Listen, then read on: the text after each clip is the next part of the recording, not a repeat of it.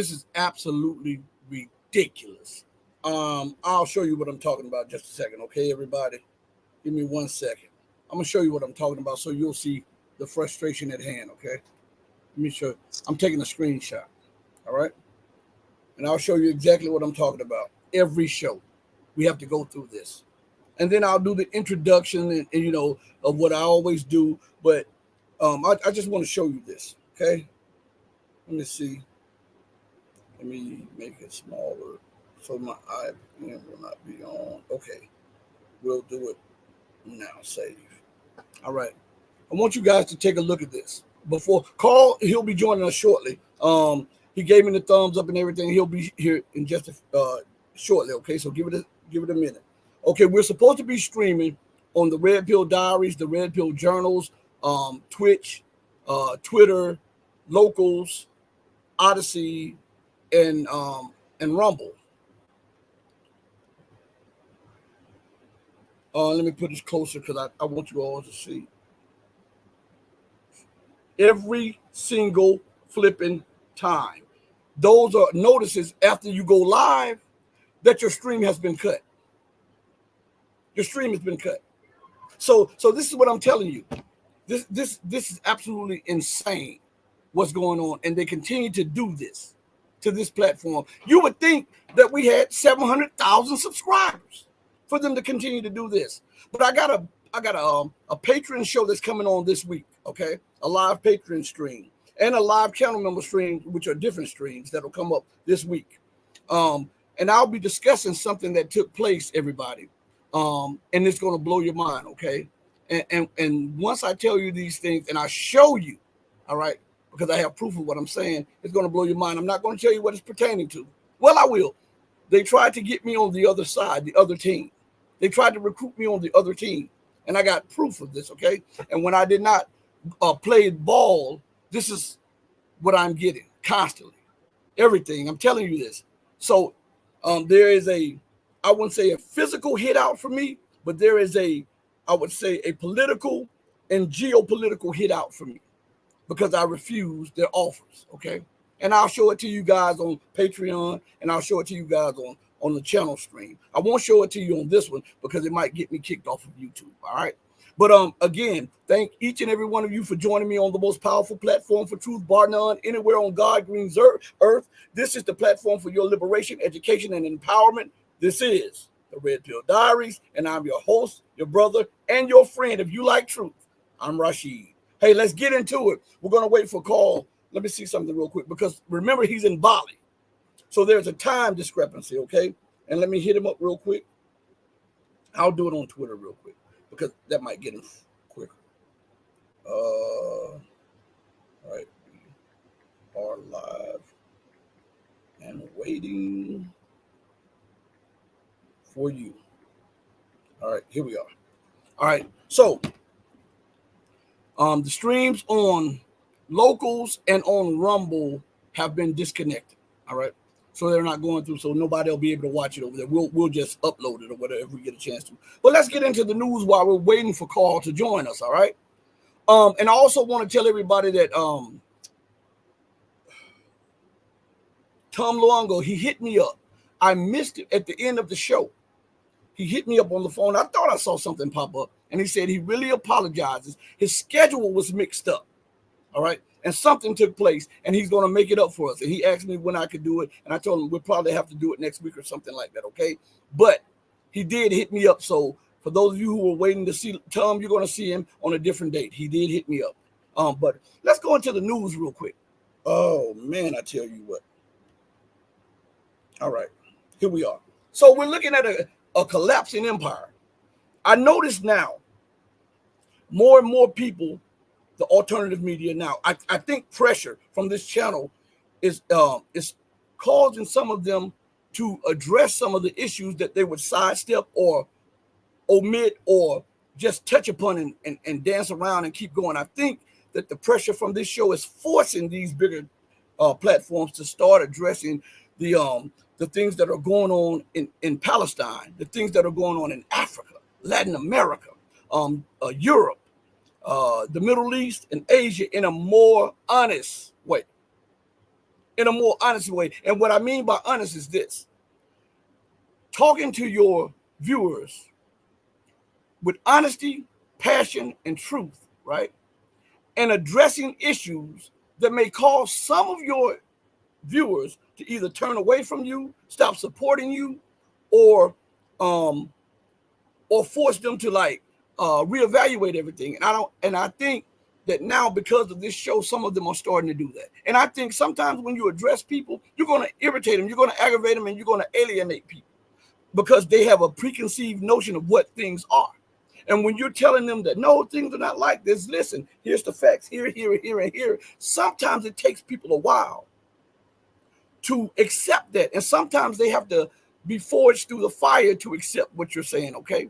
But now we have a lot of the I would say the alternative media being forced into it. And as I always say, I might not be the biggest channel, but I'm your favorite channel. You can believe that. Go listen to him after I do a show. Go listen to him. If you don't believe so, go listen to him. I'm your favorites channel. Okay. So let's go to the news real quick. All right. Because let's see, I just got a message. Hold on 1 second.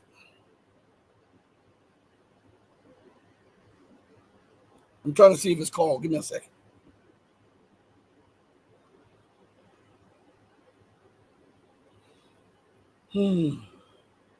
No, it's not called. Anyway, let's go to something real quick, because there's so much to discuss.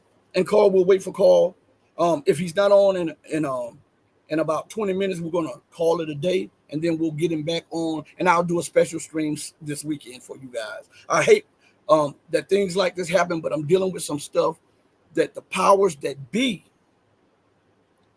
are doing to me now, because I refused their offer to come over to the other side. And those of you who are members, channel members, will get a look at the offer that was presented to me. Those of you who are patron members, when I do a patron stream, you're going to get a look at the offer that was presented to me. And immediately I declined it completely. Okay. And from that point on, I've been having problems with the guest schedules, the streaming, all of that stuff. Like, it didn't happen out of the blue. Okay. But we're going to go into something real quick. So now, as we know, on one of the previous shows, as a matter of fact, the last show, which was yesterday or day before yesterday, I addressed some things about the sinking of a Russian naval vessel. Now, I watched some alternative media, and a few of them gave I would think, a good, honest assessment of the situation. I give credit where credit is due. Okay. One in particular, let me see. One in particular did a pretty good job of explaining it, and I'm going to tell you who that person is. Okay. I give credit where credit is due. I don't even. I'm not saying I have any problems with them, because I don't, and they don't have any problems with me as far as I know. But I will mention people that are, when they do a good job. Okay. And Alexander McCurvis, I think that's his name. That's his name, McCurvis. And Alexander, if you watch this and I mispronounce your name, charge it to my head and not to my heart. I'm a country boy, and it's just that accent, okay? So please forgive me. Now, in my house, I'm the only country person in my house, believe it or not. All of my other, my wife, my children, all of them, they speak proper English, quote unquote, right? I'm the country person in the house. Okay. So I think he did an excellent job on his take of what took place with the sinking of the ship. Okay. CC is in the building. Your fave is in the building. And thank you. Let me put this on the screen also. I appreciate it. I truly appreciate it. Let's see. CC is in the building. I got to give up.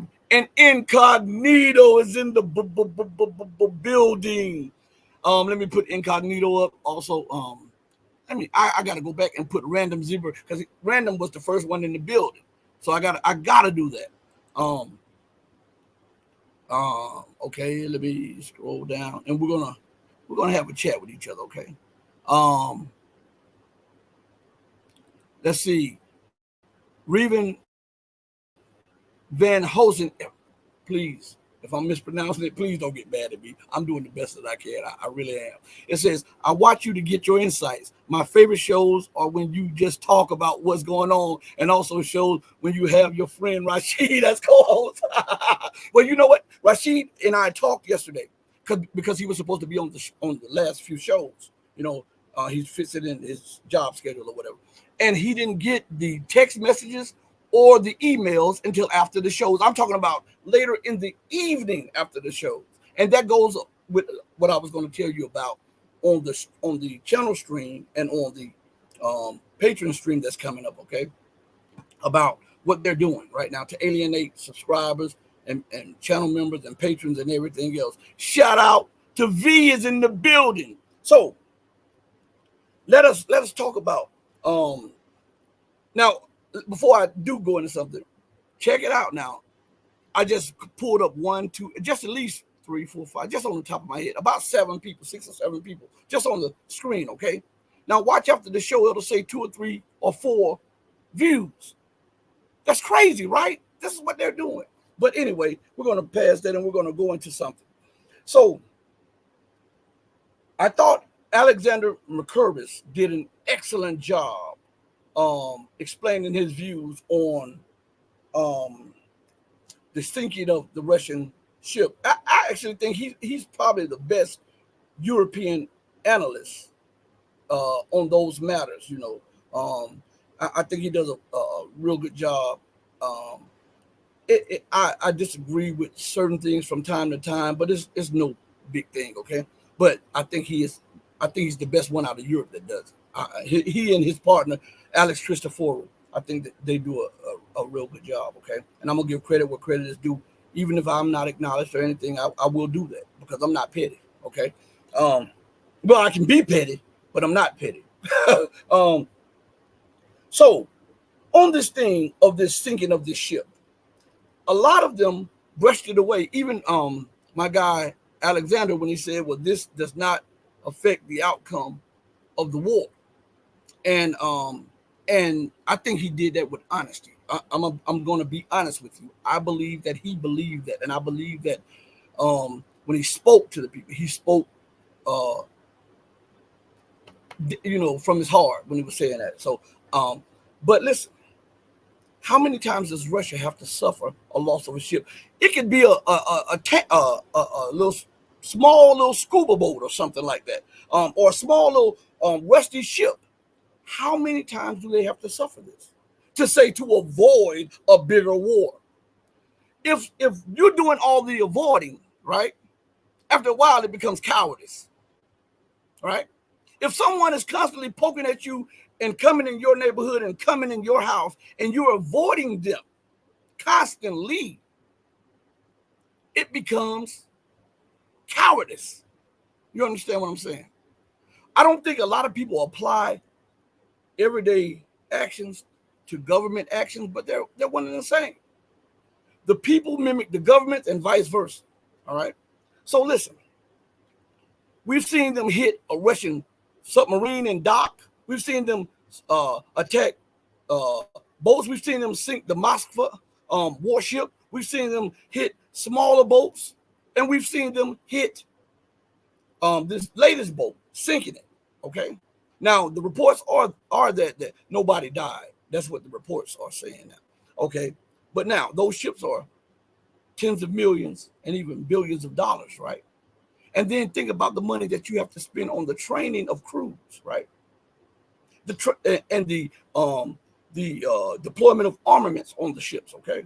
Now, those might be pinpricks in Russia's military, right? But yet and still, they are strikes on Russia's military. Now, to give you an understanding of what I'm saying, America is illegally occupying 1/3 of Syria, right? If anyone that is related to the Syrian Arab Republic strikes America's illegal base, fires on America's illegal base, no matter how big, no matter how small, there is a military response, even though America is there illegally.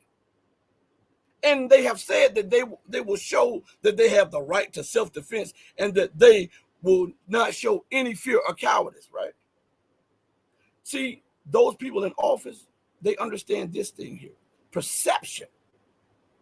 Perception, you might be winning the ground war, but perception can cause other people who are watching your actions and who are looking for someone with power and someone who has the ability to strike back and someone who has the resolve to strike back. And then you go and you turn your head every time you're hit. After bold statements, right?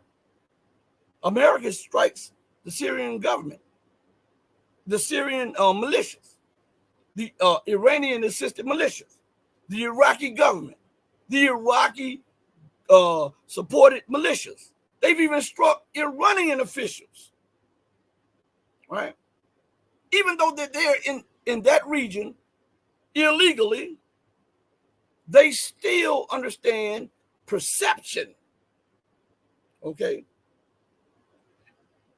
America is the master of Walt Disney or make-believe. Perception will have people standing with you if they believe that you have the wherewithal and the resolve to do something, even if you don't have the military capabilities to. But if they perceive that if you're putting off this aura of confidence, people will gather around you. But when they start seeing you ignoring strike after strike after strike on your military bases, that's what they'll do. They'll start real praising their stand with you. Well, yeah, Russia is right in what they're doing. Yeah, Russia has the right to do X, Y, and Z. But I don't know, because they wouldn't even strike Britain. They wouldn't even strike UK forces in Europe after knowing that the UK used those missiles to strike Russian military facilities. They wouldn't even strike the U.S. when the U.S. used those HIMARS and launched a massive attack in the Donbass, or launched an attack in Volgograd. People start looking at that because what they're looking for is something outside of American power that can deal with America until they build up their military and their capabilities. And when you don't fight back against Russia is fighting back against Ukraine. Russia is fighting back against NATO in Ukraine, against NATO forces in Ukraine, right? But the war is not confined to Ukraine. This is what I'm saying. When you bring the war to my doorsteps, as a man of the house, I have to defend the house and the household, or else I'm not even worth anything. If I allow anyone to strike my children, my wife would say, hey, look, Rashid, you gotta go. Or listen, we love you, but you're no use for us. You're not protecting us, because that is your main job as a man. What is the main job as the president of a nation? Is to guide the nation in good and bad times, to project confidence and power, and to use everything at your disposal to protect the sovereignty, the territorial integrity, and the livelihood of the citizens of that nation and that nation itself, right? Right? So let's say, for instance, Russia strikes back and destroys a few bases, because one thing they did do was strike some NATO facilities in Ukraine. But here's the kicker. Why would you even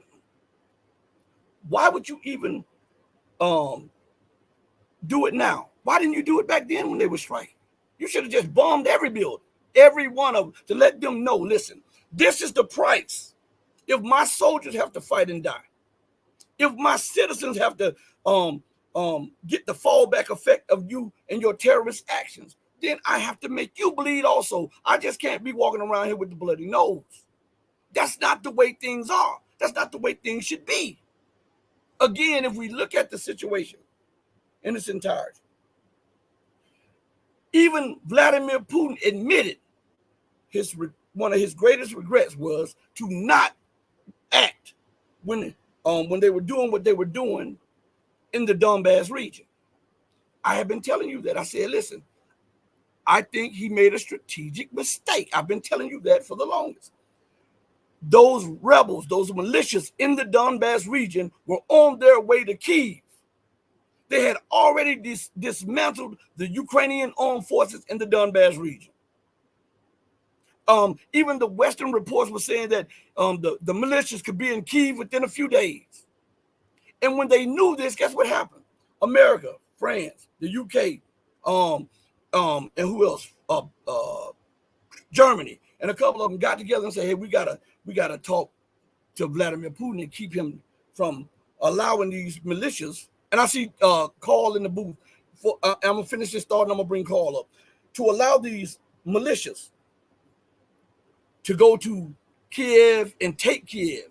Russia should have allowed that to happen because the United States and the government that they put in place was illegitimate anyway. That is my opinion. Let me bring Carl in, and we're going to get into all of the news. My guy Carl is in the building. How's it going, my friend, my brother? Hey, Rashid, long time no see. Yes, sir. Always good to see you. Hey, Carl, there was Vladimir Putin. He came up and he said that one of his greatest regrets was not acting as he should have in 2014 when the militias had the Ukrainian forces on the road. What is your perception of that? Because had he acted, things would have been much different today. Oh, that's for sure. Because the West never had the intention to implement the Minsk agreement, which was supposed to freeze the conflict in eastern Ukraine. Instead, they used the 8 years between 2014 and 2022 to stockpile weapons, to arm Ukraine military, to train them with NATO tactics, and to integrate them into the NATO command structure. And we've seen the result of it in the early phase of 2022 the special military operation, because in 2014, Ukraine didn't have any kind of military strength to speak of. Like the Ukrainian military were being stopped by militias from East Ukraine by a bunch of miners, union workers, and I mean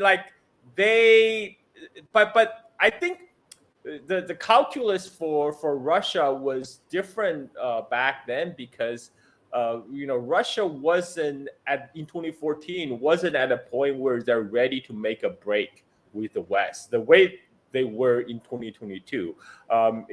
If we recall, in 2014, the so-called collective West, led by United States, still looked fairly strong. They just did the Arab Spring. They had, their fostered ISIS and Al Qaeda forces were marching on Damascus in Syria, and so it made tactical sense back then for Putin to hammer out the Minsk agreement in the hope that the Western alliance would abide by it and effectively freeze the conflict in eastern Ukraine. But now, in the hindsight, we know that didn't work because the West never had intention to stick through the Minsk agreement.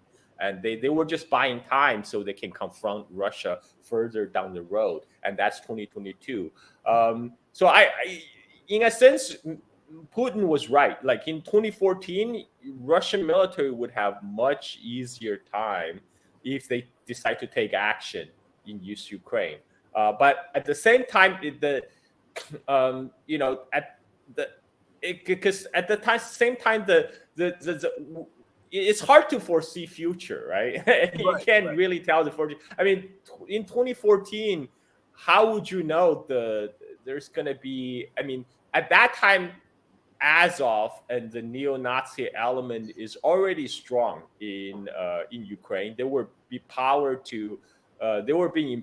to do the Maidan takeover. But at that time, you can't really foresee that by 2022 they'll pretty much do a takeover of the whole government. They could dictate basically to Zelensky. When Zelensky at one point told them to pull back, they just basically stick a middle finger to him, and Zelensky had to back off.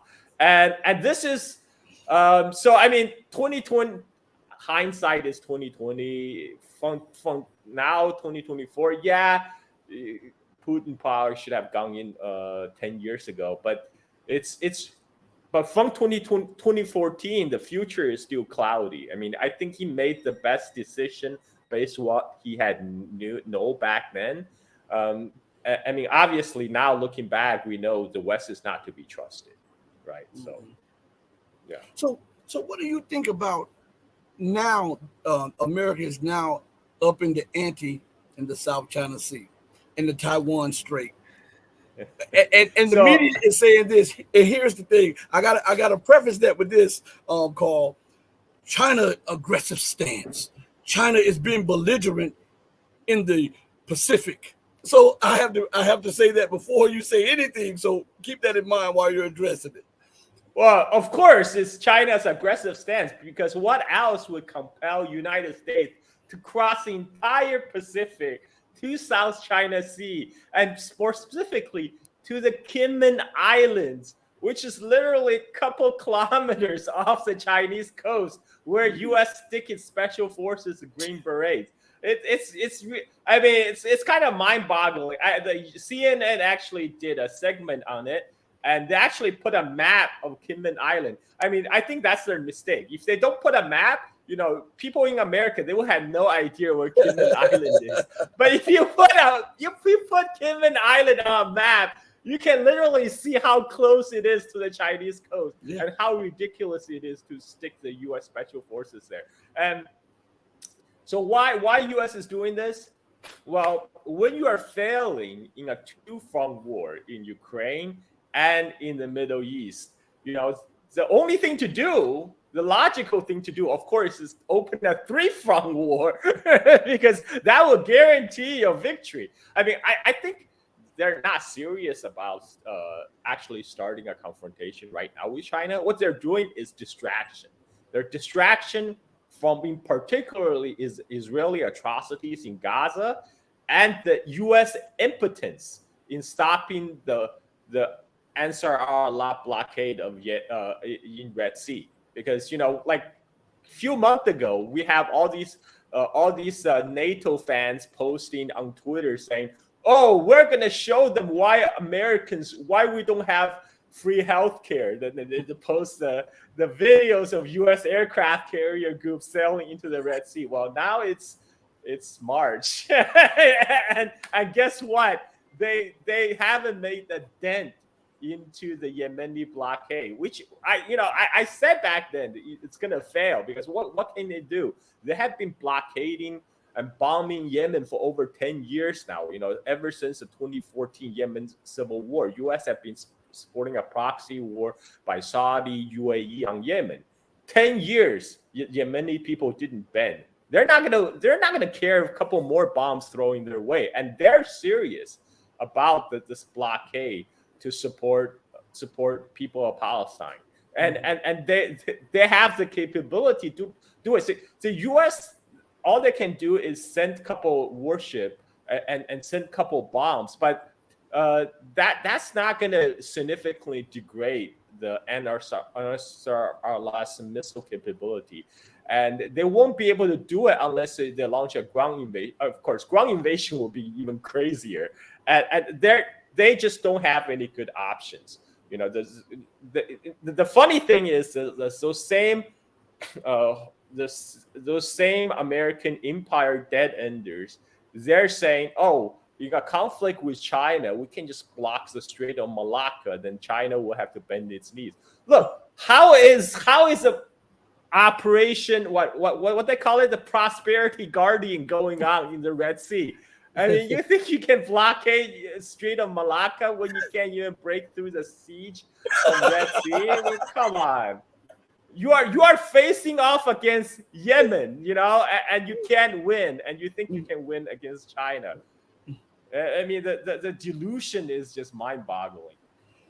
Do you think that the people in Washington, D.C., in London, in Brussels, in Berlin, and in Paris are starting to panic because, again, we see everywhere that they used to exercise unrivaled influence and power. They're being challenged at every point, and every time you look to Africa, Russia is there um, uh, illegally. Not America now, but Russia. China is there exploiting. Now we're talking about colonizers talking about China exploiting Africa. Then they're in the Middle East doing the same thing. They're even in Europe doing the same thing, trying to block out Russia and China. Do you think that these people are panicked in such a manner that they're just throwing anything up against the wall to see if they can stop the hemorrhaging of the U.S. empire? Did you hear that statement by Joseph Borrell, the foreign minister of EU? And he just came out like last week, and he basically admitted, like, the end of the Western hegemony is here. Yes, yes, and, yes. yeah, and he said, we have to be very careful to avoid a West versus the rest mentality, because that's going to lead to our defeat.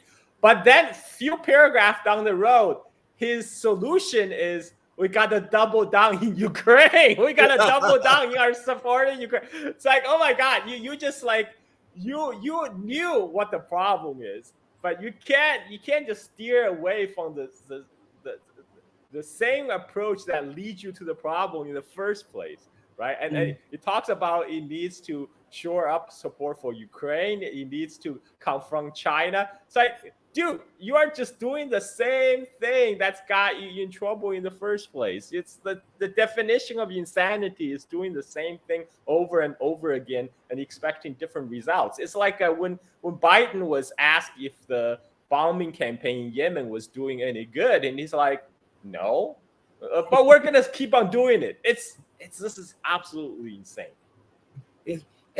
And the reason I ask you those things is because what you were just saying. It seems if something is not working and you've tried it over and over and over again, it's time to reevaluate that policy so that you can find a way to make your policy work. But instead, they double, triple, and quadruple down on failed policies. And to me, that is a sign of either stupidity or being inebriated on imperial hubris. One of the two. It can be both, Rashid. It can be both. I mean, at this point, I think you're right. They're panicking. They really don't know what to do. So they got to stick to the same thing they've been doing all this time before. The problem is it's also vested interest, right? I mean, the whole NATO bureaucracy is invested to keep Russia enemy. If Russia becomes a friend, why do we need all these NATO bureaucrats for? They're literally protecting their own job. They're protecting their own behind, and this is why they gotta keep pouring billions of dollars into Ukraine. But the problem is, as we talked about earlier, the billions of dollars, 1 billion here, 2 billion here, at the end of the day, it's just paper. You can't. What is the billions of dollars getting you? Because Europe and the United States have so deindustrialized. They can print money up to the wazoo all they want. It doesn't mean they can produce artillery shells for the Ukraine. Right. And in a land war, artillery is still the king. Mm-hmm. And Russia, as you mentioned before, Russia is outproducing the entire NATO countries combined, and Russia and North Korea, by the way. and so this is what people, because people they can't. The problem is obvious. The Western economy are so financialized. They're not making real things anymore. That's all offshore to East Asia, right? Which now they want to wage war against China, the world's factory. When a lot of the source components rare earth materials, ultimately would have to be sourced from China. Think about that for a second. And they think, oh, okay, we in order to preserve our hegemony, we gotta slap down all potential competitors, including China, who we have who is making everything. Everything. And uh, yeah, this just does not work. And I think enough people have realized this is a dead end, but they can't deviate from the course because their jobs, their reputation, everything is staking on it. They can't. It's like they're on the Titanic, but they see the big iceberg Yes. ahead, but Yes. they're like, no, we got to stay the course. We got to stay the course. It, it is absolutely crazy. First, chaotic brain, thank you so much for your super chat and thank you for being a channel member. I really, really appreciate it. This is Joseph Burrell. He says, and this is quoted from the United News of India. Let me pull it up real quick. And here we go. He says Joseph Burrell admits era of Western dominance is over. And think about that is from Mr. Europe is the garden and everybody else is the jungle. Think about the difference, the 180 turn he had to do. First, it was Europe is the garden and we must keep all of the people out because they may ruin our garden. And now he's saying that the end of the garden is right now. So with that said, let's go back on something that was announced just yesterday about the war queen, Victoria Nuland, and her and resigning. And Incognito brings up a point right here, and he says, "I heard Nuland being investigated for missing $10 billion, so she resigned. Rats fleeing a sinking ship." You can have that question. You can have that statement right there. So I actually saw a tweet from Nicholas Burns, the U.S. ambassador to China, and he literally tweeted out, "Toria Newland, she's the heart and soul of the U.S. Foreign Service." I was just laughing. I mean, because he's right. He's right. Victoria Newland is the heart and soul of U.S. foreign policy. It's more like the heart of darkness, and she just epitomized everything that's wrong with the U.S. empire. And I think there might. I mean, I'm just guessing here. There's multiple reasons. Somebody had to take the fall for the failed Ukrainian policy. I mean, Victoria Nuland is the obvious target because he is in the forefront of pushing this war in Ukraine since the Euromaidan. She was the one that's handing out cookies. Everybody's remember the Cookie Monster handing out the cookies on Maidan Square, and so right. I think right now, the DNC, the Democratic establishment, they're scrambling, trying to save Biden's election campaign, and I think Newland just happened to be the fall girl. For someone have to someone have to face the axe for the U.S. foreign policy. Might as well be Newland. This is my guess.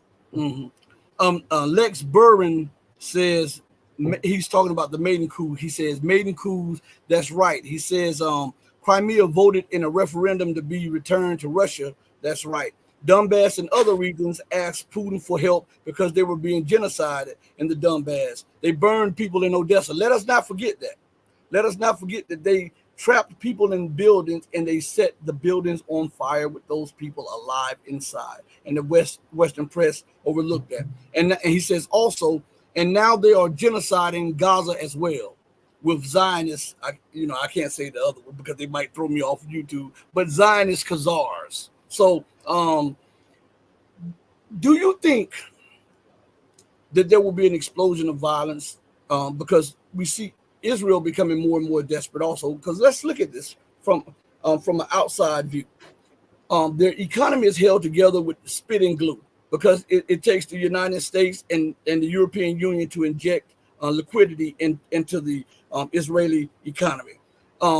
They can only sustain themselves militarily through U.S. shipments of weapons. But the United States economy is in tatters. The European Union economy is in tatters. The European Union has no weapons to spare. The United States has no weapons to spare. And all while that is going on, Netanyahu continues to provoke Hezbollah. I think that's his game. I think his game is trying to drag U.S. directly into a war, a wider Middle Eastern war in Lebanon and in Middle East. And so this is his way of ensuring continued U.S. support for Israel. It's by dragging U.S. directly into the conflict. I mean, I don't think even Israeli military is stupid and insane enough wanting to launch another ground invasion of Lebanon by themselves, because we know they will get their ass kicked, just like back in 2000s, and especially at this juncture when they had their hands full committing atrocity in Gaza. So I think their real aim is to force U.S. hands and to get U.S. involved into Middle East, which is what U.S. does not want to do. Because what the U.S. establishment really want to do is they want to pivot to Asia to confront China. This is why you have people like, I mean, there's already a section of the U.S. Elite, represented by people like Tucker Carlson, who wants to make nice with Russia so U.S. can concentrate on China. I mean, Tucker Carlson pretty much said so himself on a recent interview, and he said, I don't see why we should be having a beef with Russia, because in his words, Russia is Christian and Western, because Russia's culture is still based in Western civilization, and whereas China is so different from us. The rise of China is scary. I mean, he basically voiced what we have been said all along on your show, that U.S. is scared of a non-Western, non-white nation rising to the top. And so there's the part of the U.S. elite represented by Tucker's, represented by John Mearsheimer, had long advocated to make peace with Russia to concentrate on China. But that's not going to work. We saw that in the first Trump administration. Trump tried to do that, but all the Democrats and the NATO bureaucracy wouldn't let him, because that would invalidate NATO. So they had to drag him into having a confrontational stand with Russia, and that eventually led to 2022. So right now, I think the garden is failing. The jungle is taking over because the gardeners are stupid.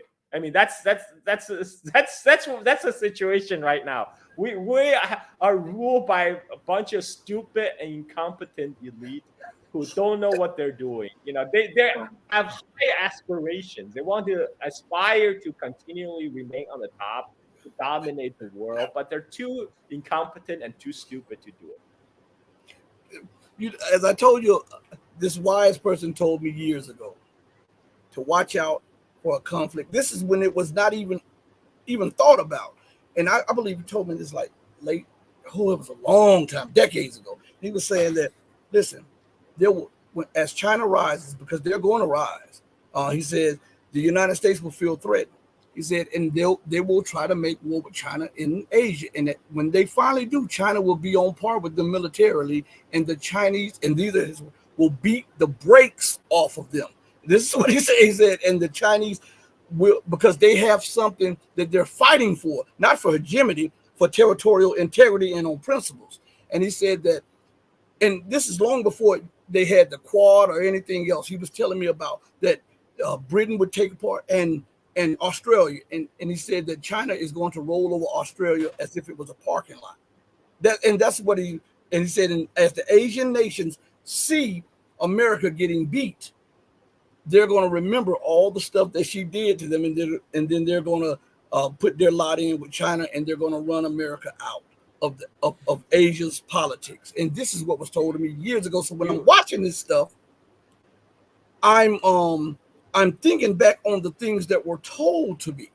So I'm seeing a little clearer than a lot of other people that watch these things. And I don't think that they see the inherent racism in the policy against China by the United States and the West. They had no problem with Germany rising economically at the time, but and they had no problem with China rising so long as they controlled that rise. And China was just a manufacturer, and they would recycle the money in U.S. treasuries and stuff. When China got to be independent and started learning the crafts and the trades of what the United States had, it became a problem. Just as if it became a problem with Japan when the Japanese, most people don't realize this, that in the 80s, the Japanese economy almost supplanted the United States economy, and the Japanese are considered quote unquote US allies, and the United States sabotaged their economy to remain number one. But this time they have a power like China that is not in the Western pockets. They're not compliant with Western dictates, and they see this as the greatest threat to the Anglo Western architecture of the world. What say you on that matter? I mean, the Asian nation don't even have to go back to the ancient history. They're just going to be defending their own self-interest. Because if you look at all these chicken hawks, the armchair generals talking about war with China, the first thing they say, "Oh, we're going to choke off the Strait of Malacca, so that China won't get its oil from Middle East and its grain shipment." But what they're not thinking is, you're not, when you block off the Strait of Malacca, you're not just blocking off the traffic to China. You're blocking the traffic to the entire world. You know, all the nations in the region, even Japan and South Korea, they're also depending on Strait of Malacca for their fuel and their food. And all the Southeast Asian nations, Singapore, Malaysia, Indonesia, everyone depends on the Strait of Malacca for trade. You are blocking off the livelihood of everyone. I mean, I can't think of a quicker way of turning everyone against you. You know, and that I said that on a tweet. I'm saying I'm pretty sure there are quicker ways of ending the U.S. American empire, but I just can't think of any. I mean, like, the moment you're trying to block off the Strait of Malacca, you are turning the whole world against you, because you are trying to plunge the world economy into the shitters, and for what? And for what? And so this is why if you want to get all the Asian nations lined behind China, yeah, you go ahead and block the Strait of Malacca. Carl, on that, as we're talking about it, I was just thinking, because I bring this point up all the time. What sense does it make, even if you feel threatened by China, if 93 to 95% of all your goods come from China, and China holds over $1 trillion in your bonds? How insane is that, to try to sanction China and try to wage war against a person that is financing your government, and also accepting your worthless dollars for goods, because that's all you're doing. You're paying for it with worthless dollars, and China is shipping the goods to the United States. When war breaks out, China is just going to embargo the United States. That will bring the economy to a screeching halt. I think this is why in that same Tucker Carlson interview, he said, oh, he trying to explain why United States is tackling Ukraine and Middle East instead of tackling China. He said, well, it's kind of like you're trying to procrastinating, putting off on the harder problem. You know, you just try to do something to occupy your mind. Because, you know, China is a harder problem. They don't have any easy way to contain China's rise, you know, because if you try to hurt China, you are hurting yourself. You're cutting off your own arms and legs. So this is a problem they're all struggling with right now. All the Western elite, they try different ways.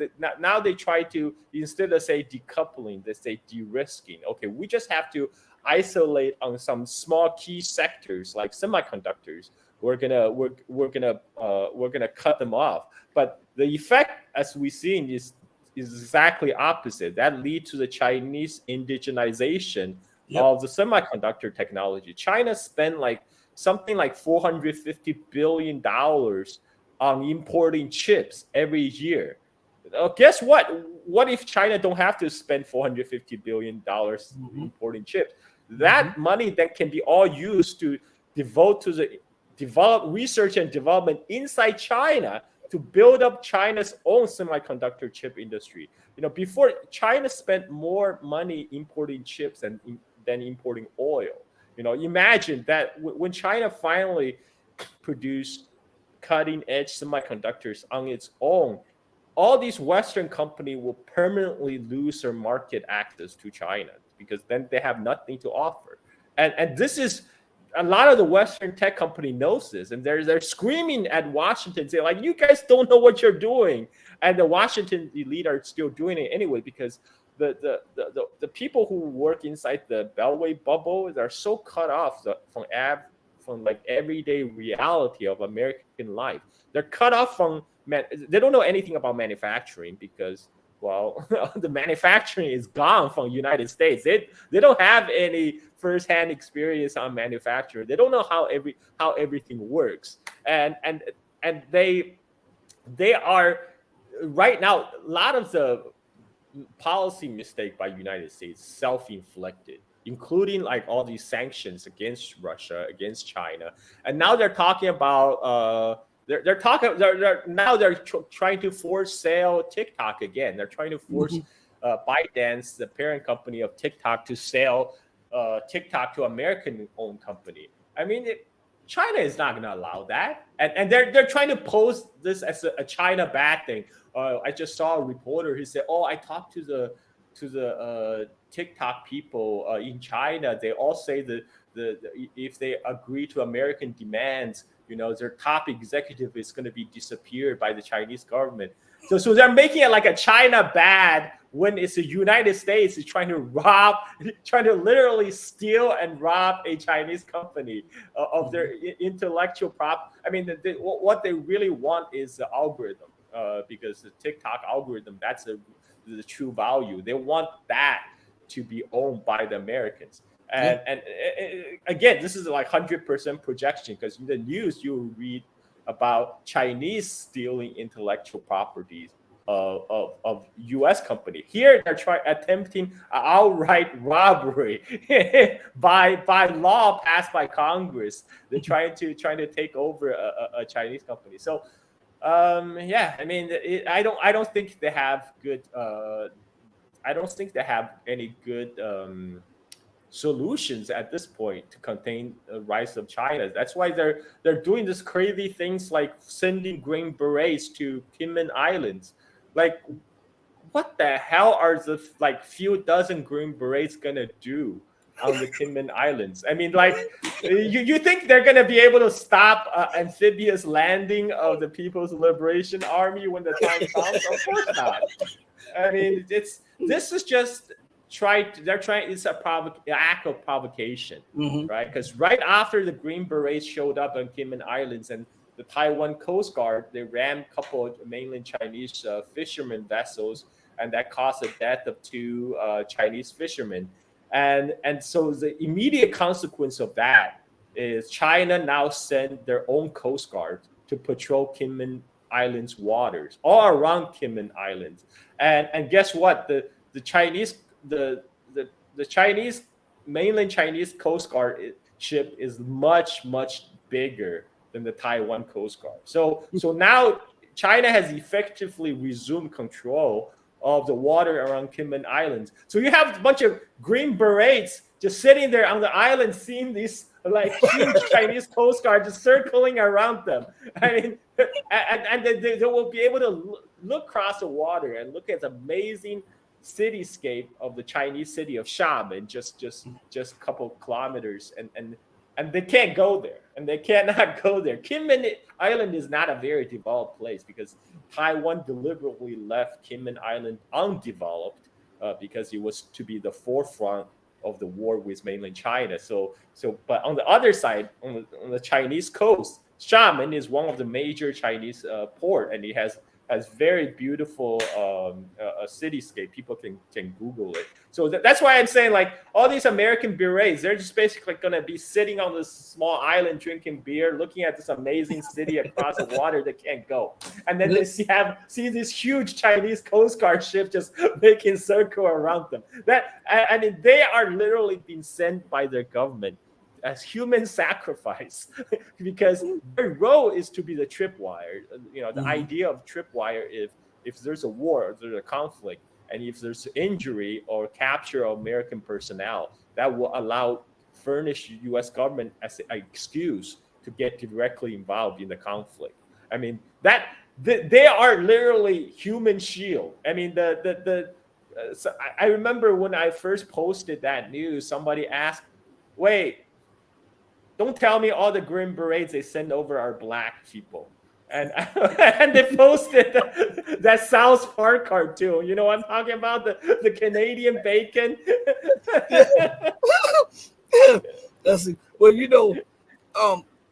I think it's when it comes to like TikTok, I think it's a little bit more because I believe that those big corporations like Instagram, Facebook, and all those are part of the intelligence alphabet thing, and what they want to do is prevent anybody from having the same capabilities that they have. That's why they always put blame on China. Oh, they're spying, they're doing this, when we know that the United States has an active spy program on Facebook and all the rest, because even Zuckerberg admitted to this. And I think that they're trying to attack China on multiple levels. Think about this. Not only have they attacked the chip industry, and they're attacking TikTok, they attacked Huawei, and now they're attacking the Chinese electric car industry, which rivals Elon Musk. And they are doing this stuff strategically to try to maintain a grip on the things that they once dominated. I'm gonna let you have the say on that, okay? Exactly. I mean, the Facebook, they are part of the obviously they're part of the campaign to get TikTok either banned or have a forced sale to American company, because TikTok is eating lunch of Facebook. I mean, only old people use Facebook nowadays. I mean, that's true. That's just the truth. And they're also eating the lunch of Instagram. I mean, like, especially among the youth segment. So they have a vested interest to see either TikTok fail or they themselves get a piece of TikTok. So that's why they're the money that's funding the campaign in Congress to actively pushing for this. And as you say, them themselves are also part of the national NSA alphabet, right? The literal. And one of the big push for the tech war against China is a former Google CEO Eric Schmidt, because he had fat Pentagon contract to use AI for future Pentagon warfare against China. So he has a very vested interest to see. He's the one that's pushing for the chip sanction because he wants to cripple China's AI industry. This is behind the ban on NVIDIA and all that. And so right now, what we have in the United States is we don't have, like, there's really one of the problem why U.S. Policy seems so incompetent and incoherent is because there's, unlike China have these like 5-year plans. They have like national policy on development. U.S. we just have a bunch of different group of elite fighting for power, right? And so it's impossible to form a coherent industrial policy or national development strategy because our elite don't care about national development. Our elite don't care about the rest of the Americans. For the rest of Americans are just flips from whom they can extract rent. I mean, they are the rent elite. They see this. Average American to them are no different from country, from the people of the global South. We're just a resource for them to do the resource extraction from, and so yeah. So I mean, this is why over long term, I'm optimistic they're not going to be able to do anything to China because China is kind of built themselves up to be this impenetrable fortress. They have nuclear weapons, they have hypersonic missiles with the delivery capability of those nuclear weapons. So I think in the end of the day, even the Pentagon planners understand this. I mean, they can talk about nuclear weapons, but that's all crazy talk. I just saw a War on the Rocks. It's a neo-con Yeah. funded think tank. They talk about the article is literally, we need to prepare our military for nuclear warfare. I mean, this is crazy talk, man. Like you kidding me? Nuclear warfare, and especially when the other nuclear power, China and Russia, have enough nukes to destroy United States. Mm-hmm. What are you talking about? I mean, mutually assured destruction is still a thing. You can't just pretend it doesn't exist. So yeah, I don't see they have a good solution. They will struggle, they will cry, they'll produce a lot of copium, but in the end, China will continue to rise, and US, unless the current crop of elite get thrown out, it's going to continue to be a shit show.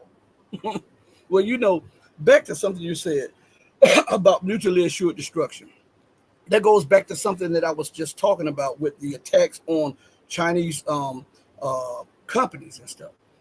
I believe that they have become so panicked in the West that they are saying, you know what, we have a shot in the dark to prevent China's rise. So let's just throw everything out there. Maybe something will stick. But if it doesn't and it leads to war, I believe some of these people believe that they would rather for it to go to end in a major war than to allow someone else to supplant the United States as the global hegemon. And on top of that, they often talk about China's copying the United States technology. And I was thinking, as you were talking, I was thinking about how at one time, most people may not realize this, but a few years ago, they were saying that China was trying to mimic the United States when it comes to rail guns. Well, the United States gave up on rail guns, and China has mastered rail guns, and they have actual working rail guns on their warships, along with hypersonic missiles that the United States has yet to field. And I don't know if you can remember this, Carl, but America, they were talking about the Chinese always stealing technology. And then one day they unveiled their new destroyer, and it was a copy of the Chinese destroyer that the Chinese had for a few years.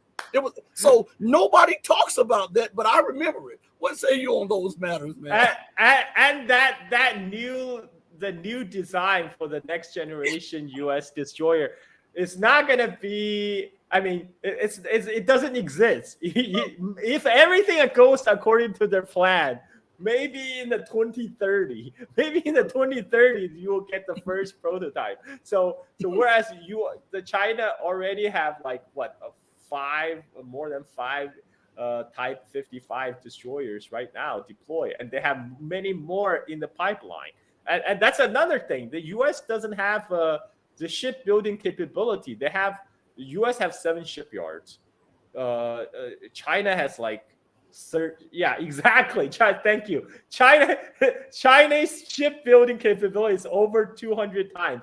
Any one of China's the largest China shipyard, Jiangnan shipyard, just off near Shanghai, is larger than all 7 of U.S. shipyards. And so right now, U.S. have to go to its vassal states, its allies in South Korea and Japan to help to source Navy warship building. I mean, this is how the industrialized U.S. is. I used to say all U.S. have left is military Keynesianism. To build, at least they're manufacturing weapons at home. That's not even true anymore. They have to go to South Korea and Japan for help for the naval buildup, because U.S. itself cannot match the Chinese shipbuilding capability. I mean, it's not even close. So how can you even have? How can you? Let's just use common sense, because common sense is not so common today, especially in the Western world. Okay, you have a nation that has over $1 trillion of your debt. You have a nation that's your largest financer. You have a nation that supplies 93 to 95% of all goods on your shelf. You have a nation that has the largest army in the world, the largest now navy in the world. And they said within by 2025 to 2026, China will have the largest air force in the world. And you have this same nation that has a shipbuilding capacity of over 200 times that of not just the United States, I might add, but of the United States and NATO combined. How do you think a war will end up when your ship is sunk and you cannot replace it, but they can replace their ships in a magnitude of 200 times faster than you can? I mean, Carl, what do you have to say about this lunacy? I guess the only thing I can think of right now, their plan is to have all their U.S. warship getting sunk in the Strait of Malacca, so they can block the traffic in the Strait of Malacca.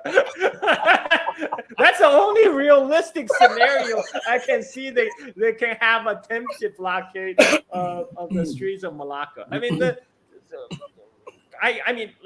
thing is, China is not even looking for active military confrontation with the United States. China was perfectly fine to do business with everybody, including U.S. It's the U.S. that's like hell-bending on having a start a military confrontation with China, which is accelerating the China's own armament.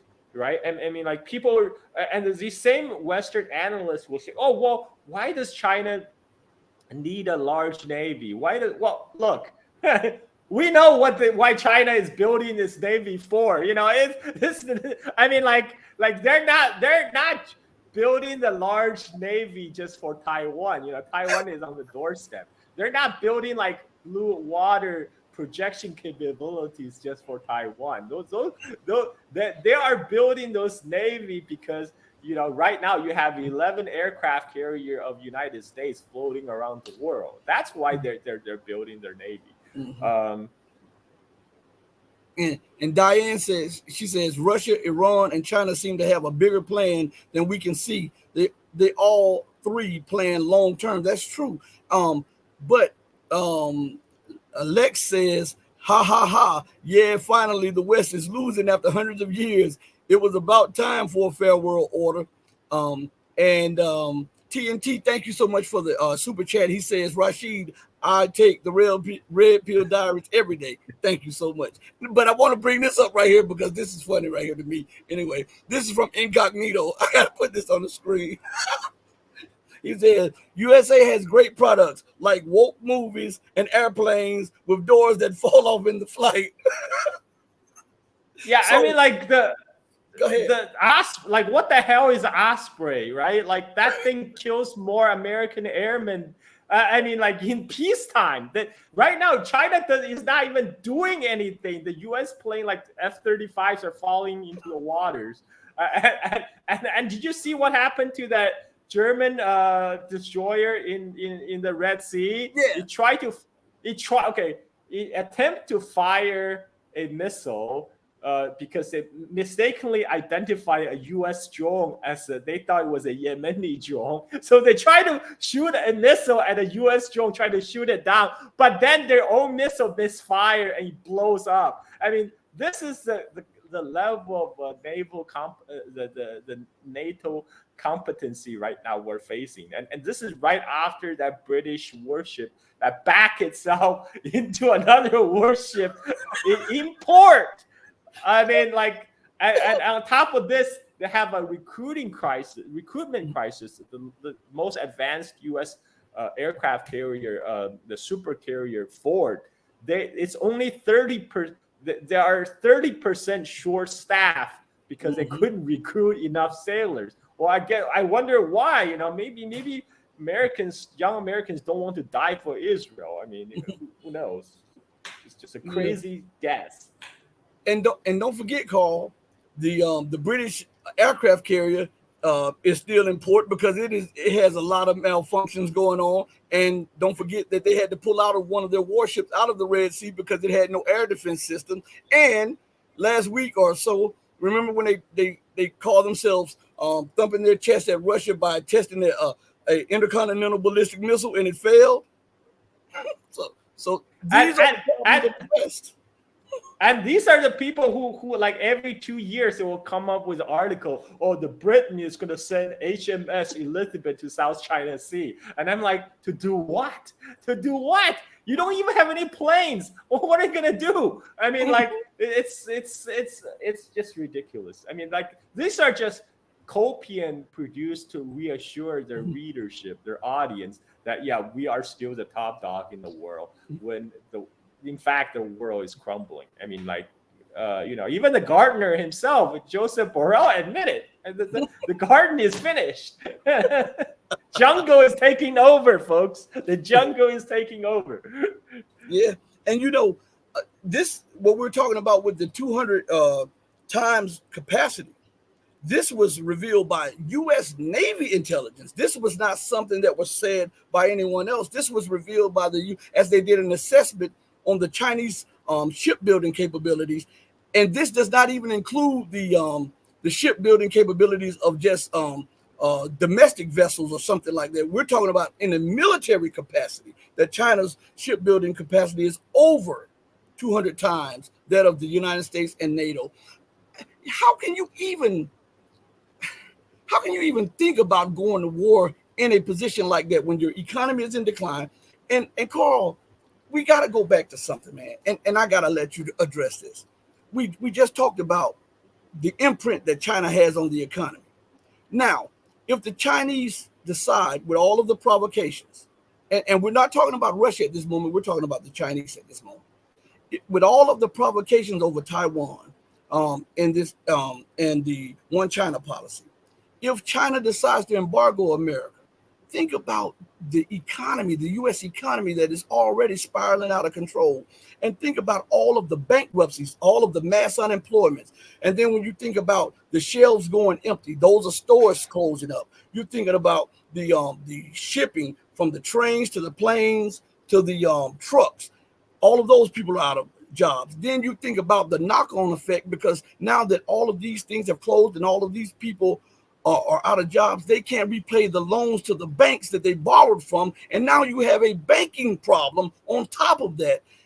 Do these people ever sit down and think about the knock-on effect of their irrational, insane policies?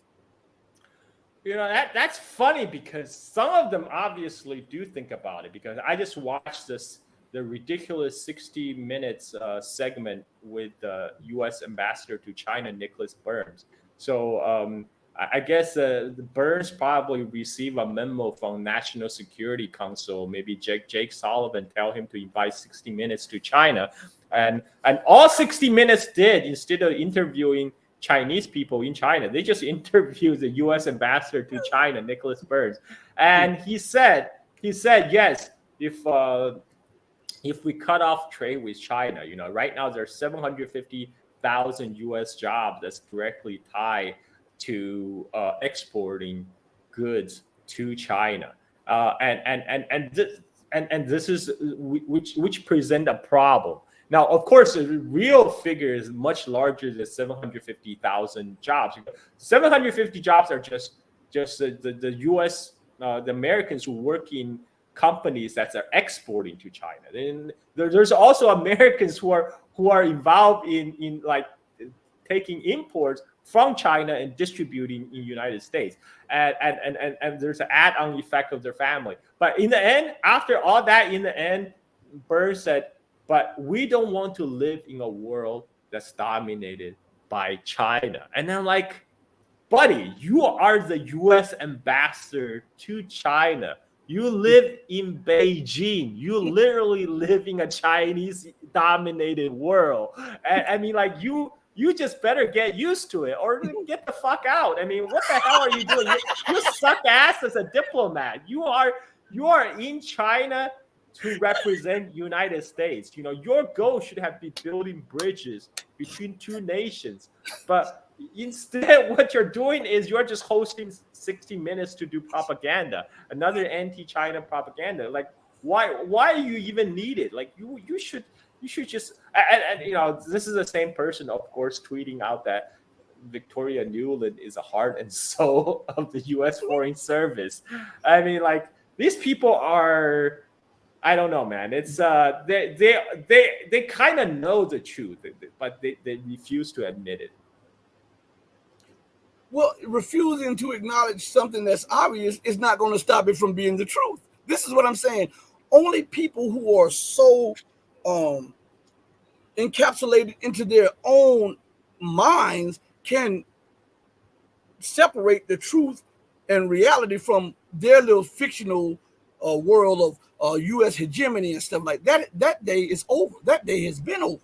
And what we're seeing now is the ramifications. A lot of people like to think that this financial crisis started in 2008. Some think it was 2010. Some think it was 2002 when they removed the Glass-Steagall Act. But I want to say that it even happened prior to that. Some people say, well, it was when the world went off the gold and silver standard in 71. I say it was before that. And what we're living in the contortion of the dead snake right now. You know how if you cut the head of the snake off and the snake body moves for like 3 hours. This is what we're doing.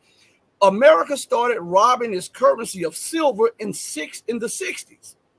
People were not aware of that. If you go back, the currency, the coins were 90% and 30% silver. In 65, no quarters, no dimes were printed in silver anymore. Then from 65 to 69, the half dollars and the dollars were silver. They cut that off. And when Charles de Gaulle and the rest of them started seeing that America was living well above her means, and Richard Nixon said, the U.S. dollar is as good as gold. And Charles de Gaulle said, well, then give me gold then. And that move right there exposed America's weak hand economically. And that's why the United States had to go around the world and try to find some way to keep the dollar relevant. So they went into the Arabian Peninsula with the petrodollar. And from that point on, they have been trying to maintain that at all costs because the dollar, the US dollar, is the life's blood of not only the military machine, but of the Western world, because the euro and the British pound is tied to that too. And they derive wealth from that dollar being the reserve currency. What say you on that, Carl? Or France, what would France would be without the wealth extraction from Africa? That's right. Like France would just be another third world nation without all the capitals it extracts from the African nations. And right now it's we're living through interesting times, Rashid. I mean, this is why I'm in Bali. Yeah. And this, what this reminds me of that recent video of a bunch of youth who went into protest for calling for ceasefire in Palestine. And I forgot, it's one of the U.S. senator talk. I forgot the senator's name, but all the protesters were standing and shouting "Free Palestine," and all the boomer audience, they're literally just like covering their ears and then standing up and telling them to shut up. And this is for me, this is like perfect epitomize America. It's like all these people who are in power. They are literally trying to, they're covering their ears so to protect themselves from the reality of the world. So, Mehdi, a channel member, he's asking you on something that you said earlier about the U.S. deploying Marines or Green Berets to an island. It's a Chinese island, so we won't even say a Taiwanese island. That's a Chinese island because Taiwan is a part of China. Taiwan is an island, right? So if you look at the map, this will be the Chinese coast. This will be the island of Taiwan. The Kinmen Island will be like right here.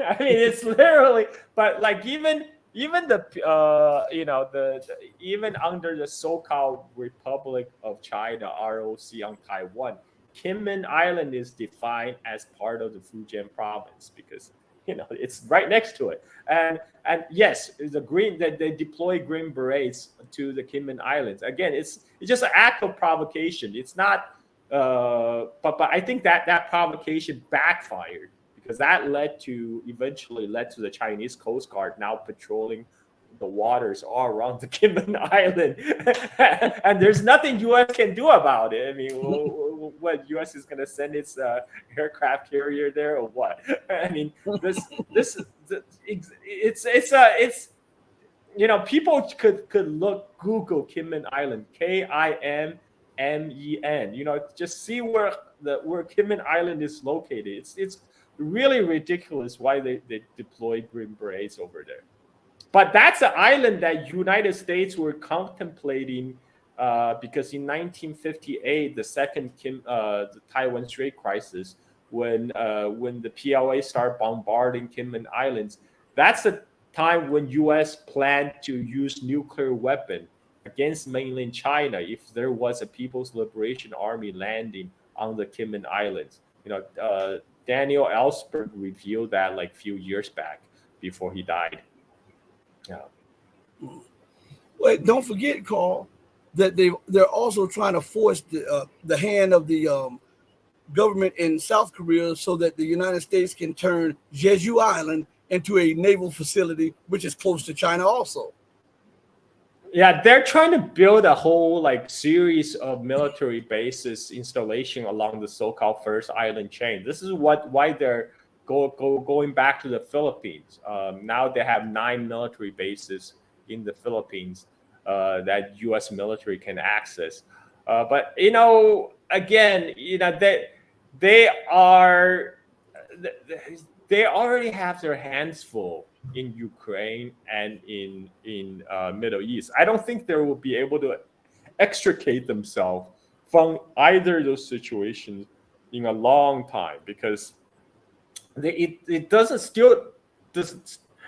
look like they're ready to finally settle, to have a peaceful settlement in Ukraine crisis yet. I mean, this could have ended in March 2022, but for Boris Johnson flying to tell Ukrainians, like, no, we got your back, right? I mean, we all know right now the obstacles for negotiation is not from the Ukrainian side. They were ready to negotiate in Istanbul in March 2022. They were that negotiation was stopped because of the West, and right now I think the West is also too busy, particularly United States, too busy with a re-election. They're not gonna, I don't think they will be able to stir up the water. I mean, they will try to stir up the water, but I don't think there will be any active hot confrontation anytime soon in South China Sea. Saint Fluffy Snow says, Jimin, the most famous island city in China, is incredible.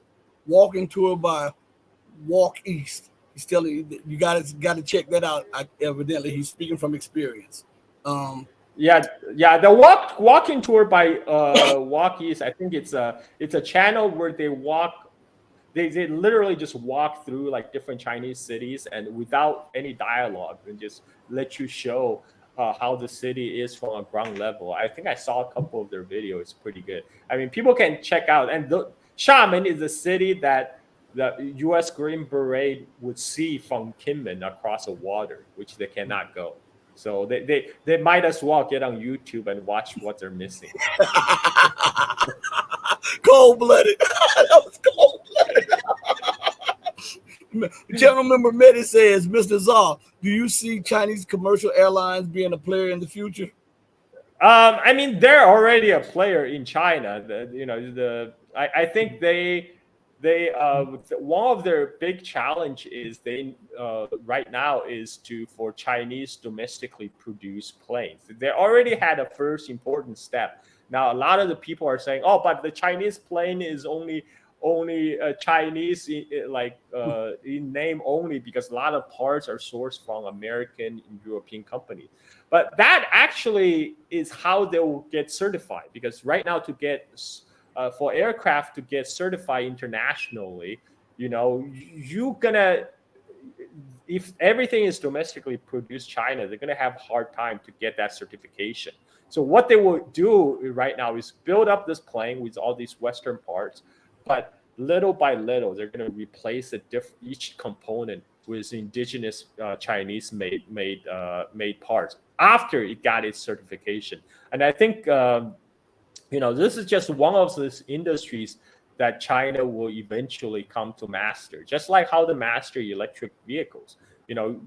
Because back for when the Western companies entered China, right? They saw China is a huge market. In fact, GM makes more cars in China for the Chinese market than they make in United States. In 2008, when GM declared bankruptcy, I went to China in 2010. I met one of the daughter of my dad's friend. She worked at GM China. She's like, I don't know what GM America is doing, man. We are making money over here. We are making money head over heel. I don't know what's wrong with the GM America. And because at that time, one of the hottest, I remember one of the hottest selling brand in China was Buick. My cousin had a Buick in China.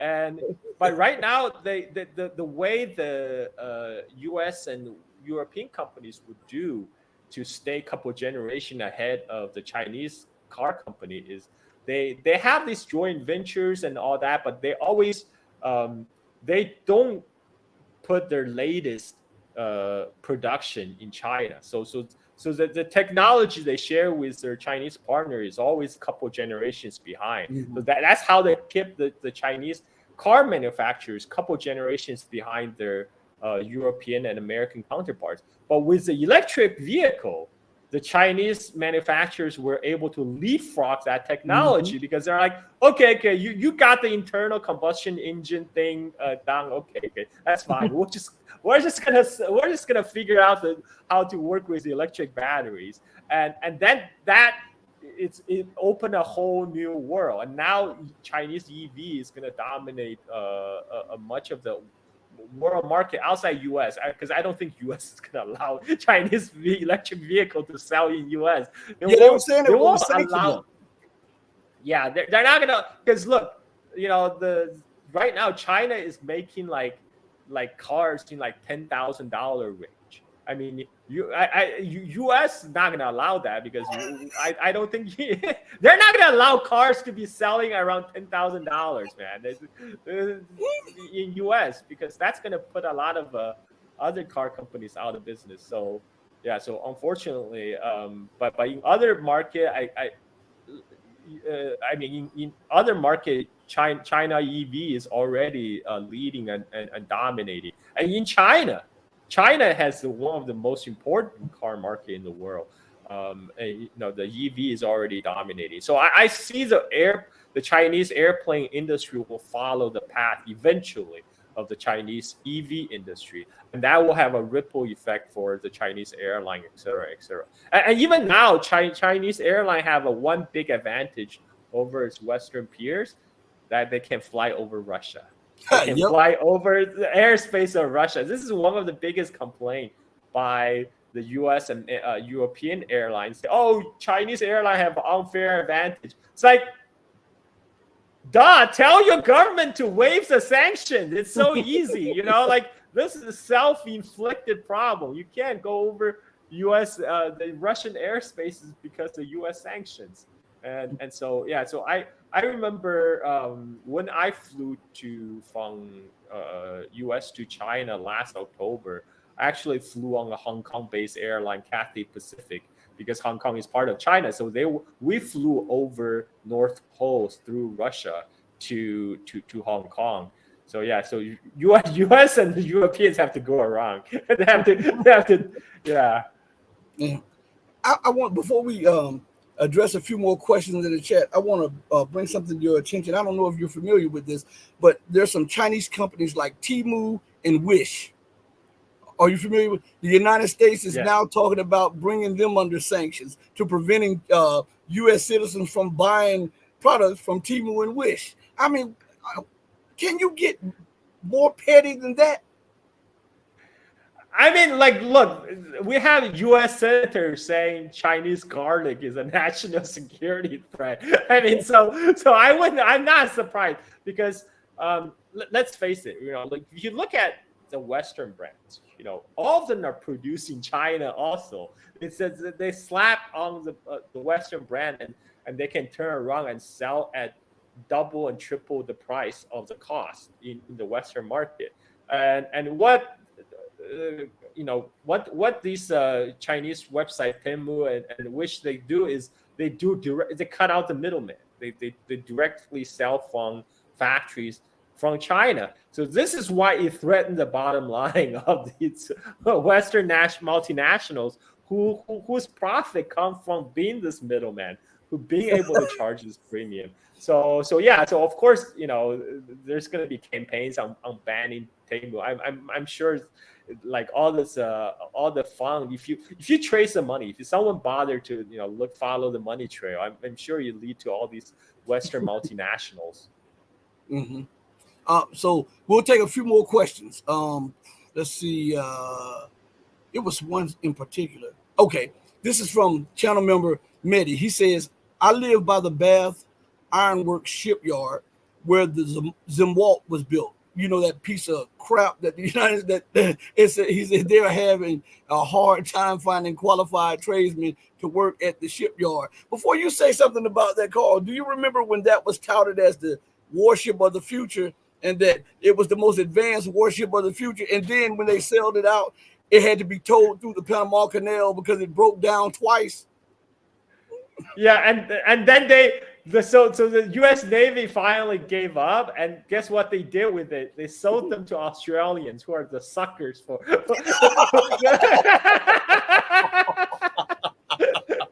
Because I remember Charles Lee said this, like, U.S. doesn't want to fight China by itself. It wants to get its allies to fight China for them. So they're trying to get Japan, South Korea, and also these ally and vassal states to be their palm to fight China in the front line. But these vassal states are also not stupid. The only one that's stupid enough to fight the war for United States is maybe Australia. I'm sorry for Australians here, but the Australians are also end up being the sucker who bought all those like Zumwalt ships that the U.S. Navy retired. And what Mehdi said about the experienced tradesperson and craftsman, that's a serious issue because U.S. have deindustrialized so much, and people don't realize it's it's when the supply chain is also about having skilled workers, and U.S. have deindustrialized so much, they have a generation gap in skilled workers, because they don't have new young workers being trained in the same trade craft because they don't have the same industry anymore. And this is a problem U.S. is facing with reindustrialization. They even if they want to relocate, reshoring their plants, they still got to train a whole new generations of workers. That's not a problem in China because in China they're continually upgrading their skill sets. And Carl, don't forget you were being diplomatic about it. Be honest about it. One of the main reasons for this thing that Mehdi is talking about is because they feel privileged. The youth feel privileged, and they're lazy as hell today in America. And well, you were being diplomatic about it, but let's cut the chase. You got to admit. Well, I mean, like it's about incentives, right? I mean, like right now, all the incentives in U.S. society is to incentivize them to be YouTubers. That's why we're here. I mean, like they're incentivizing them to meet social media influencers, to be YouTubers, to be anything other than people who actually make stuff. Yeah. Incognito, and this is something I want to address before you address. Incognito says, but the U.S. still has a strong nuclear military despite the country's problems. U.S. nuclear power like 10 times China's nuclear power. I want to address that before you do, and I'll let you address it right after. First, it doesn't take many nukes to destroy somebody. That's one thing. Two things is that um, when we're talking about nuclear, the Soviet Union was the largest nuclear power too, and it collapsed, right? And so we have to look at that model right there. The United States is still a nuclear power, but look at what happened to the Soviet Union when the economy collapsed, when the political system was in disarray.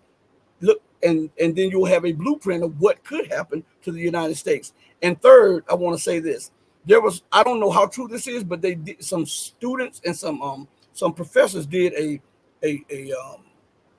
dissertation or a paper on China's nuclear weapon, and they called it the Great Underground Wall or something like that. And they said that China could have thousands of nuclear missiles underground. And I'm not saying that this is a sure thing, but they did a lot of research, and they said that they believe that China has more nuclear missiles than they have accounted for, and they have underground cities everywhere across China that the United States and their intelligence community cannot pierce. What say you on these matters? Well, first of all, it's true. I mean, U.S. has it's the second biggest nuclear power after Russia. U.S. have Yeah. about 5,000 nuclear warheads, and people say, "Oh, look, U.S. can destroy the Earth multiple times." Why do you need to destroy the Earth multiple times, right? What I heard is, sure, U.S. can destroy China multiple times. But China only need to destroy U.S. once.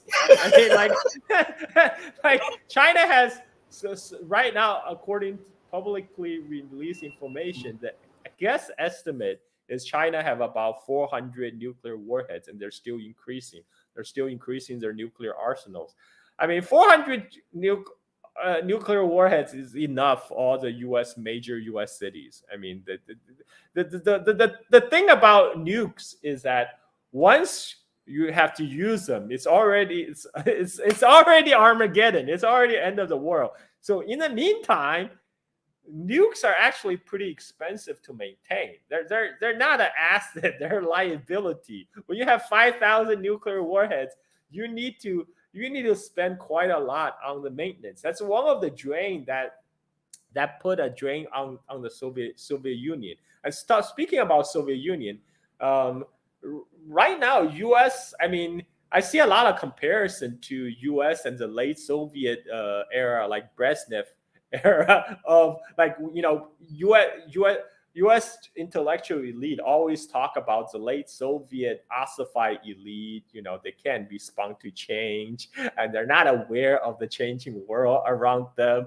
I mean, everything that can be said about late Soviet Union apply equally to United States today, and if not more so. I mean, right now, because the Soviet, they still, they still have couple paths available to them. It's just the Gorbachev chose poorly.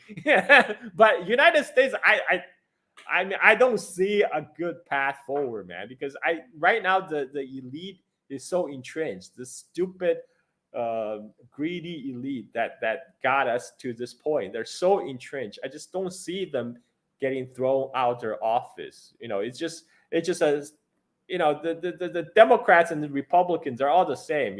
Biden, Trump, you're not going to get fundamental differences. So I honestly, I think we are in the, I don't know, we are in the worst, so at least a Soviet collapse, you still have the transition is still mostly peaceful. I don't know if I can say about United States if there's a collapse going to happen. I don't know if it's going to be peaceful.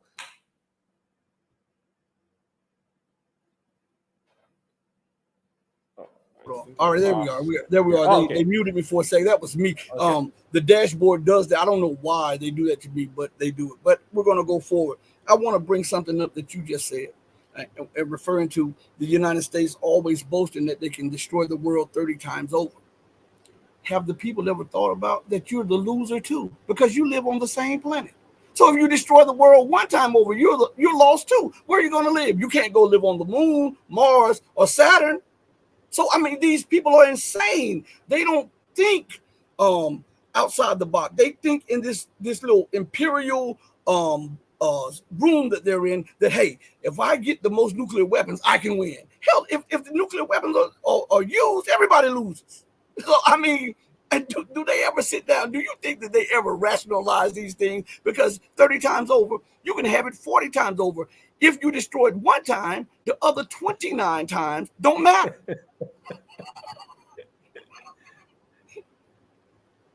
So what have you to say about that, Carl, before we leave? I have nothing else to add. I mean, that's just a fact. It's like we you know we all lose in a nuclear war. I mean, unless you have a secret a nuclear bunker somewhere, you can play Fallout in real life. But that's not realistic. That right now, I don't see I I don't think boasting about the strength of your nuclear arsenal is a it's a healthy sign. It's not a sign of a healthy society. Hey, Mehdi says this before we go. Mehdi says, Mr. Zha, do you think that the United States might enter into its own century of shame? I mean, we're in the century of humiliation already. Biden humiliating himself every day. Like this is. I mean, look at the so-called prosperity guardian in the Red Sea, the U.S. operation. U.S. the purportedly the number one military power in the world, and now on the other side you have Yemen. Yemen is a naval power of the 21st century because they're redirecting 11% of the world shipping traffic away from the Red Sea to be around the Cape of Good Hope, all the way around Africa. So I mean, yeah, they can't. This is a country that after 20 years of Afghanistan, right? That the only thing they have accomplished is they put Taliban back into power. So I mean, like, you kidding me? This is we are living in the century of humiliation already. It's just the question is how much worse it's gonna get. Carl, on our next go around when we do this show again, I want to bring on Juan. I forgot to bring him on this time. He's the host of Real Truth Talk, and he had a host of questions that he wanted to ask you. He really follows you, and he likes your answer. So I'm going to bring him on next time so that we can chop it up together. Okay. And again, my brother, thank you for joining me on the most powerful platform for truth. I really appreciate it. Thank you, Rashid. Anytime. All right, man. I love to talk. Everybody, thank you all for joining us on the Red Pill Diaries. We go out the same way that we always come in, with love in our heart for each and every one of you who loves truth. But know that the love that we have for you will always pale in comparison to the love that the true and living God has for you. Until we next speak again, stay strong, stay true, but above all things, stay righteous. And before you go off the air, remember this. This week, we're going to have a channel member stream, and this week we're going to have a Patreon stream. So join us on both of the streams. Become a channel member. Join us on that stream. Become a patron. Join us on that stream. We're going to talk about some things that we can't talk about on this stream, and I'm going to show you what was offered to me by the powers that be. Okay, I can't do it on this stream because I don't know what'll happen on this, but I'm going to give it to the people that continue to support the channel. Hit the like and the subscribe. Share the video. Tell others about this platform. Tell others about Carl. Please go subscribe to Carl's channel. And on that note, hey, we're going to go out of here. Hey, mama, your baby boy loves you more than life. Deuces, everybody.